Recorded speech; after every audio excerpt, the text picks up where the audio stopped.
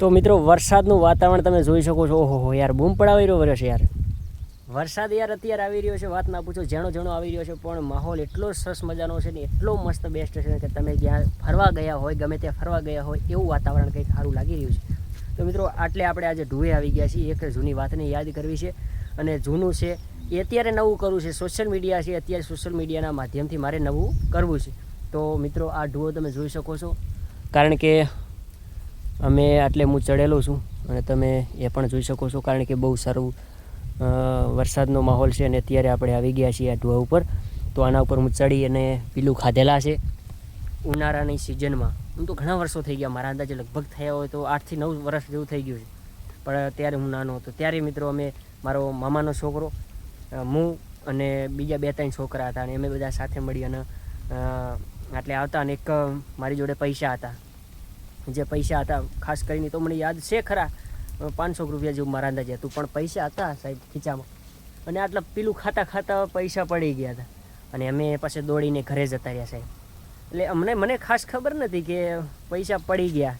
પછી જ્યારે હું અહીંયા ઘરે ગયો ત્યારે મને વિચાર, ઓહો યાર પૈસા તો મેં પડ્યા, હવે શું કરું આમ કરીને. આટલા બધે હું અહીંયા ઘરે જઈને પાછું વિચાર કર્યો, મેં તો હવે યાર બીજું કંઈ નહીં, ગયા ચક ખોવાઈ ગયા છે. 500 રૂપિયા એ વખતે તો યાર એટલા હોય કે કેટલાય લાગતા યાર.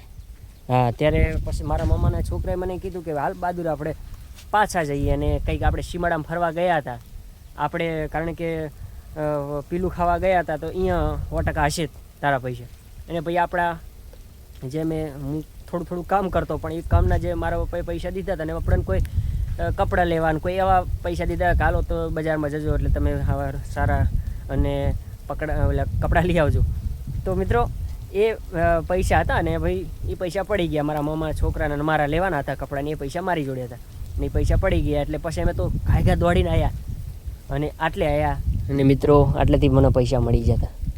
હા, તો એ જ આ ઢુઓ છે અને એ જ આ ઢુવાના હું સાઈડે આવ્યો છું. મને થોડીક જૂની વાત યાદ આવી ગઈ કે સાહેબ આ વાતને આપણે અત્યારે રજૂ કરીએ અને સોશિયલ મીડિયાનો જમાનો છે ને એ લોકો અત્યારે જોવે કે બહાદુરભાઈ હા તમારે આવી ઘટના બની હોય તો તમે જાહેર કરી દો યાર. મેં પહેલાં જેવું સાઈડની અંદર બનાવ્યો હતો વિડીયો, તમને બધાને ખબર છે, તમે જોઈ શકો છો, એટલે હું બનાવ્યો હતો વિડીયો.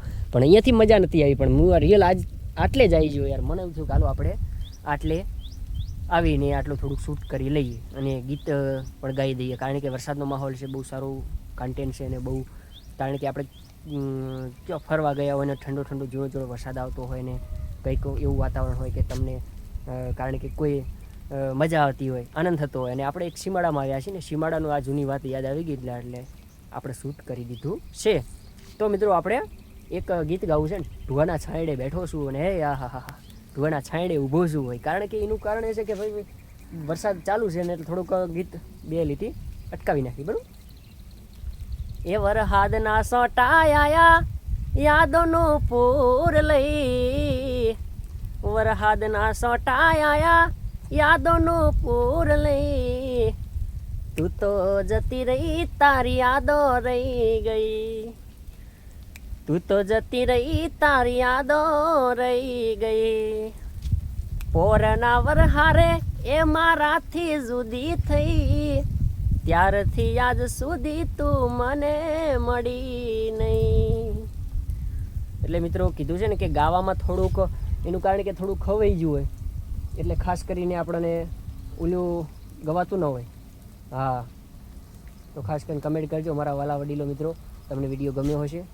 કારણ કે હવે તો જુઓ ગામડામાં ચરી રહ્યા છે. આ આપણું સાંતલપુર છે, મારું ચોરાડ. હા, તો મિત્રો કારણ કે ચરી રહ્યા છે અને બહુ સરસ મજાની જૂની વાતની યાદ કરી છે. અને ખાસ કરીને કમેન્ટ કરજો મારા વાલા વડીલો મિત્રો. આપણે આવી ગયા છીએ ટોપિક ઉપર ને જૂની વાતની યાદ કરી છે. તમારી જોડે આવી ઘટના બની હોય તો તમે પણ કમેન્ટ બોક્સમાં જણાવી દેજો, તો અમને મજા આવે કે મારા ભાઈને પણ આવી ઘટના બની છે એનો હું રિયલ વિડીયો બનાવીશ. હા.